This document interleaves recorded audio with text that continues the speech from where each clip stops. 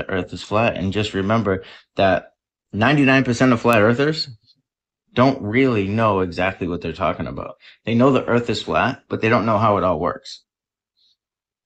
I'm trying to get to how it works. How does it really work? Explain the 24-hour sun in Antarctica. That can be explained. Okay? Because it's all magnetism, electromagnetism.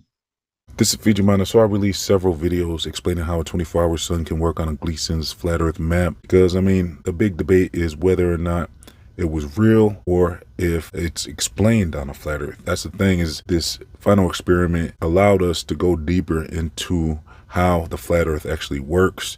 And there's some very logical explanations that I've uncovered, and I've released those videos on my final experiment playlist. So I'll leave a link in the comment section and description box if you want to get caught up. Because, I mean, I had this one video from the Tomb of Illumination, and he was able to explain this before the final experiment even occurred.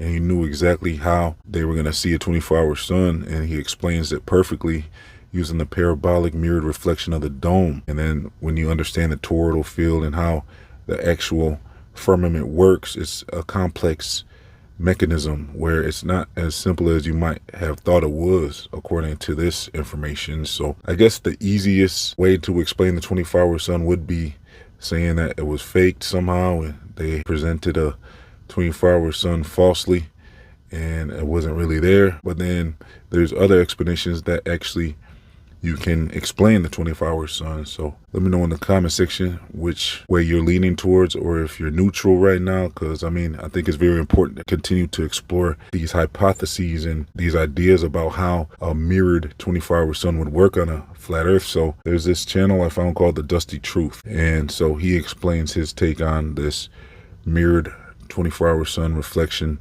and he actually shouts out Tomb of Illumination as well. I have like 3 or 4 videos on how the 24-hour sun can be explained on a flat earth, and some of them go into detail that the other videos don't go into, so you might want to check them all out. But this guy goes even deeper with his brainstorming session on it. This is kind of what I wanted to happen for the people that can receive this information and understand it, to continue to expand on it and build on it. So with Dusty Truth, he goes into saying how there's 2 north poles and 2 south poles, which is the same information we covered basically, but it's good to hear him break it down in his way, where you can kind of get a better grasp of the information. So he's using the Star of David and plus a upside down triangle and a right side up triangle, I believe. So it's kind of like that same information I had covered in my video, but a little different spin to it with the Star of David.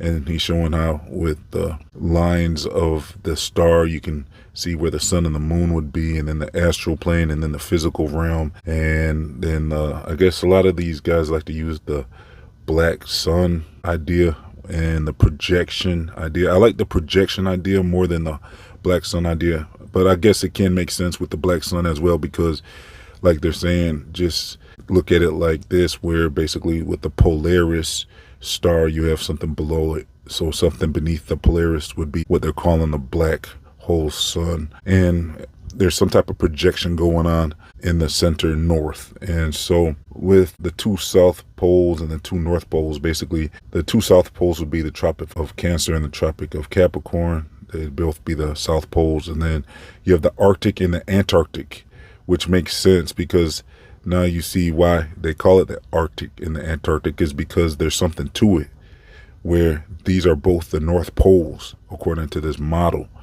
And that's very interesting, because you always kind of saw maybe a little clue in those names. How they named the Arctic and the Antarctic is pretty similar names, but pretty much polar opposite of each other. Well, with this explanation, it kind of ties it all together. And so with the Arctic and the Antarctic being the north poles, and then you have 2 south poles, that would create this double ring magnet, which would be the double toroidal field, is how I'm taking this information.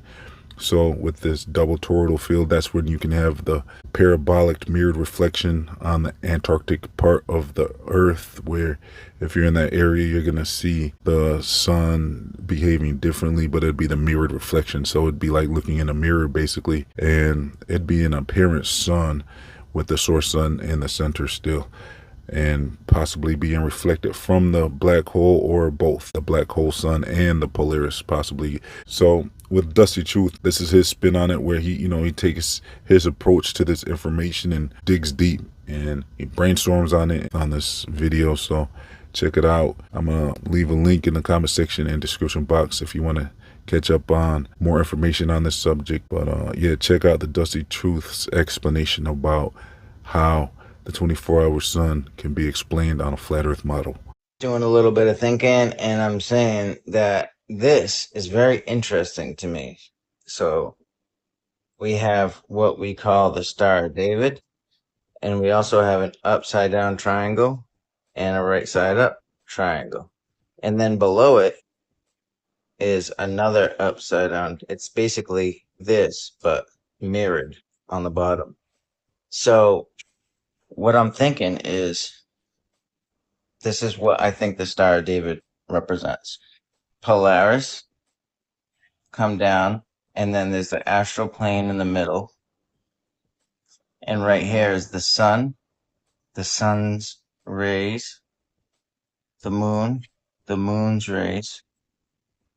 So we have the sun and the moon over the black hole, which is below Polaris. And this is the plane of inertia. Okay, and then it's kind of funny because it's like Earth plane of inertia, Earth, inertia.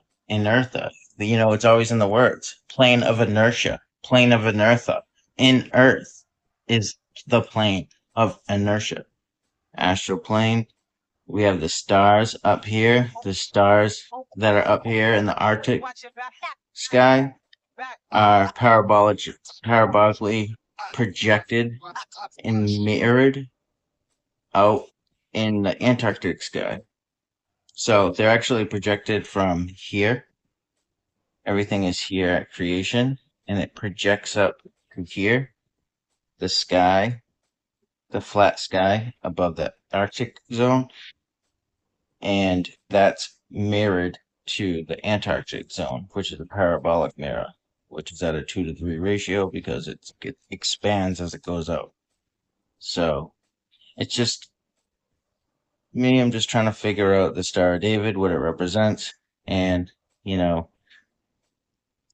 also pyramid means fire in the middle. The fire in the middle,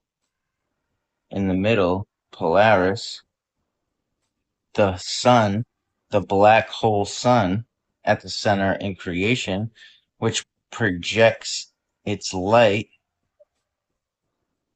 to the sun, and it creates the sun and the moon, the proton, the electron.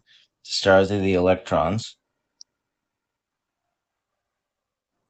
and that projection is mirrored in the Antarctic zone. Everything in the Antarctic zone is a mirror of the Arctic zone of the sky. That's why the sun rises from northeast if you're in the Arctic zone, which is inside of the Tropic of Cancer. If you're outside the Tropic of Capricorn on the outer ring, then Australia, South Africa, all around there, South America, then the sun rises from southeast, rises from northeast inside, from southeast outside, because it's a mirror reflection. And the sun's analemma also is a mirror reflection. Okay, then the sun's analemma, you can just look at it. Look at the sun's analemma you had to put in from the northern hemisphere and from the southern hemisphere. But there's really two norths and two souths. The Tropic of Cancer and the Tropic of Capricorn are both south poles. Antarctica and the Arctic are the north poles. It's a dual system. It's like a double ring magnet with the tropics in the center, in between them, which is the dielectric. Okay. And also, if you want to learn more, I always give credit where credit's due. My teacher is Lindsay Harris from Tomb of Illumination, so always check him out. This is my own work, just trying to figure out the meaning of the Star of David, but Tomb of Illumination, I've learned tons from him. Tomb of illumination. And I've posted about him in my page. So if you go back to my older videos, I've literally written out Tomb of Illumination so you know how to spell it. All right. Thank you and have a great day. The earth is flat. And just remember that 99% of flat earthers don't really know exactly what they're talking about. They know the earth is flat, but they don't know how it all works. I'm trying to get to how it works. How does it really work? Explain the 24-hour sun in Antarctica. That can be explained. Okay? Because it's all magnetism, electromagnetism. All right. So take care. So yeah, that's about it for today. Thanks for tuning in. Like I said, links will be in the comment section and description box. I'm also going to leave links to my other channels, my social media, my Feed Your Mind store, my free email newsletters, and much more. If you would like to support this channel, please donate as little as $1 to help keep this channel online by becoming a YouTube member or a monthly Patreon. So thanks for tuning in. Please like, comment, share, and subscribe. This has been Feed Your Mind signing off.